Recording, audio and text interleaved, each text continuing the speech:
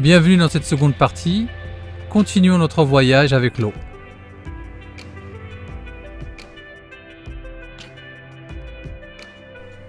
La Terre est la seule planète connue à abriter la vie, grâce à qui? L'eau. C'est aussi pour cela qu'on dit que l'eau c'est la vie. Tous les organismes qui peuplent la Terre sont constitués d'eau, qui font partie du cycle de l'eau. Nous sommes des sacs d'eau qui permettent aux éléments chimiques de se déplacer et qui leur permettent d'accomplir des choses qu'on appelle la vie. Et donc sur Terre, la vie et l'eau liquide sont indissociables.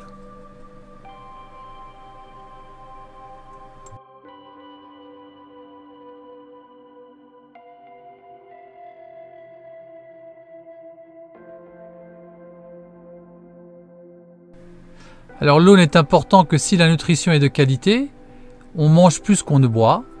Cependant, l'eau de qualité est une condition nécessaire mais pas suffisante. On doit de la même façon penser à l'air qu'on respire comme à ce que l'on mange. L'être vivant est composé de 70% d'eau. Alors qu'est-ce que cela veut dire? Si l'on prend la composition d'une cellule, on trouve par contre que nous sommes composés de 99% en nombre d'eau et moins d'1% de ce qui compose la cellule des ions, des acides aminés, des lipides, des protéines, ARN, ADN, etc.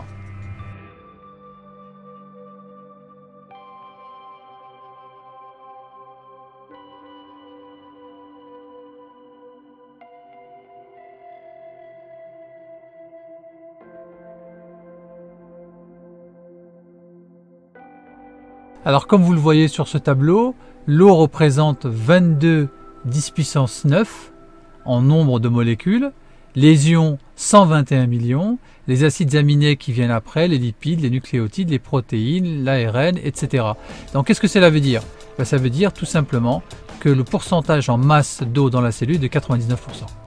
Alors qu'est-ce que cela nous montre? C'est que la santé n'est pas dans la synthèse des protéines.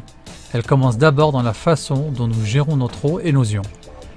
Car comme on peut le constater au vu du tableau, l'eau et les ions sont plus importants que le reste. Alors si on gère bien cela, on s'approche de l'équilibre de santé. Inutile d'aller travailler sur une protéine défectueuse si l'apport en eau de qualité et en ions ne sont pas bien gérés.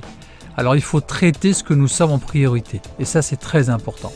Ensuite, ce qui vient après, les acides aminés. À quoi servent les acides aminés? Elles servent à chélater les ions afin d'être le mieux absorbés. On en revient toujours aux ions. Les lipides servent donc à réguler le flux des acides aminés car certains sont hydrophiles et d'autres hydrophobes afin de faire entrer les ions. Alors qu'est-ce qu'on en conclut? Au vu du tableau, la cellule est composée de 22 milliards de molécules d'eau et le total en tenant compte des ions, des acides aminés, des lipides, des nucléotides, des protéines, ARN, polysaccharides, ADN, etc. On est à plus de 22 milliards 437 millions 135 779. Ce rapport nous montre qu'il y a 99% de molécules d'eau dans la cellule. Conclusion, la cellule c'est d'abord de l'eau. Alors au niveau de la cellule et sa composition au niveau ionique, on a le potassium qui est le plus prépondérant, 66 millions. C'est l'ion le plus important. Si le potassium diminue, on a la vie qui est en péril. On trouve ensuite le magnésium, donc un élément aussi important. On a le sodium, le chlorure, l'hydrogénocarbonate qui régule le pH du sang. On a le calcium, donc le calcium est un élément important dans la cellule puisqu'il sert à l'apoptose de la cellule. Sans le calcium, la cellule ne peut pas se suicider. C'est l'agent de l'apoptose. Ensuite, on a les protons, 30 protons dans la cellule, ils sont recyclés, ce n'est pas une très grosse quantité.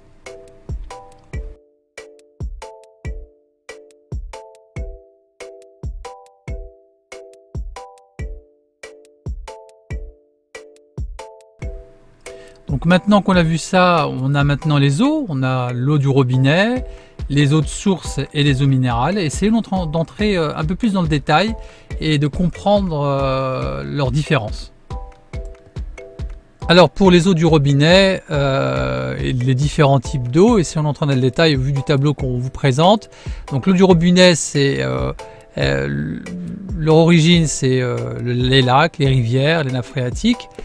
Les traitements c'est le traitement de potabilisation désinfection chimique en grande partie. Leur composition elle est variable, c'est tout à fait normal. On a d'une région à une autre, leur composition est différente et surtout la composition en chlore. Ensuite on a les eaux filtrées, donc toujours en fait les origines sont des lacs, rivières, nappes phréatiques. Les traitements chimiques sont des filtrations partielles de certains polluants en fonction de l'état et des caractéristiques de la cartouche. Donc on peut éliminer le chlore, les métaux lourds et certains polluants aromatiques, des médicaments, etc. Beaucoup de résidus médicamenteux. Et la composition elle est variable, c'est tout à fait normal, c'est en fonction du type de filtration que l'on met en place. Ensuite on a les eaux de source, donc c'est des eaux souterraines, donc protection naturelle est obligatoire, aucun traitement de désinfection, ça c'est très important, et la composition minérale elle est connue, faible variabilité dans le temps.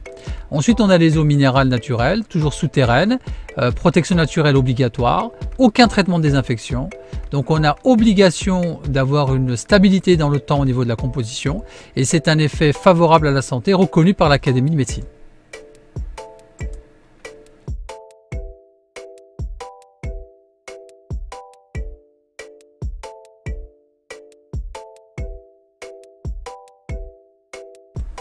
Alors revenons sur la définition d'une eau potable. C'est une eau qui est donc en provenance de rivières, de lacs ou de nappes souterraines et ayant subi un traitement physique, distillation, filtration, osmose inverse ou chimique, déionisation, chélation, désinfection.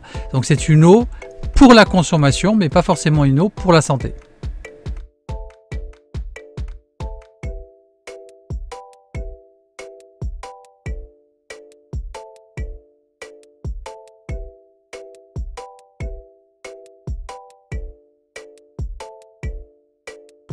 Alors les caractéristiques d'une eau à boire, donc il faut bien d'abord comprendre, comme on l'a précisé depuis le début, l'eau n'est pas faite pour amener des ions, elle est faite pour nettoyer.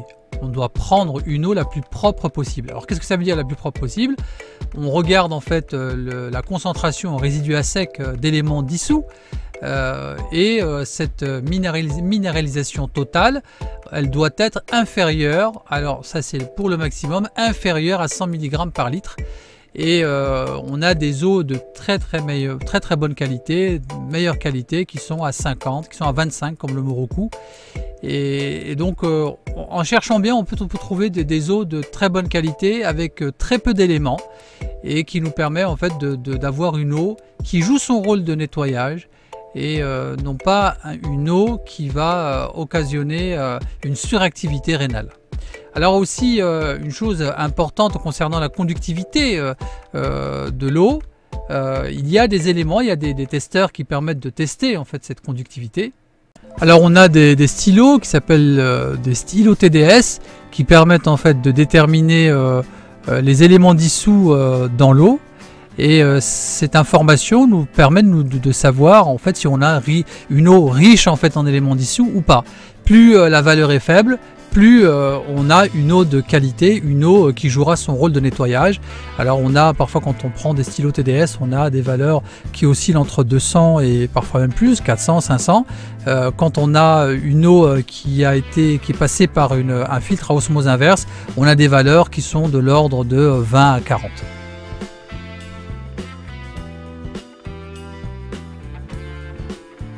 Alors nous avons terminé cette seconde partie qui était consacrée à la cellule, montrer que la cellule était en majorité composée d'eau à 99% et seconde importance du milieu cellulaire ou intracellulaire, les ions. Nous avons parlé ensuite des différentes catégories d'eau. L'eau du robinet, les eaux filtrées, l'eau minérale et l'eau de source, pour introduire ensuite les éléments dissous dans l'eau en observant la concentration qui correspond aux résidus à sec. Donc c'est une concentration que l'on observe dans les bouteilles en observant le chiffre en milligrammes par litre, le total en fait des éléments dissous dans l'eau. À partir de là, on introduit donc la troisième partie, les qualités et surtout les interactions ioniques. Pourquoi il est important de boire une eau la moins minéralisée possible. A tout de suite pour cette troisième partie.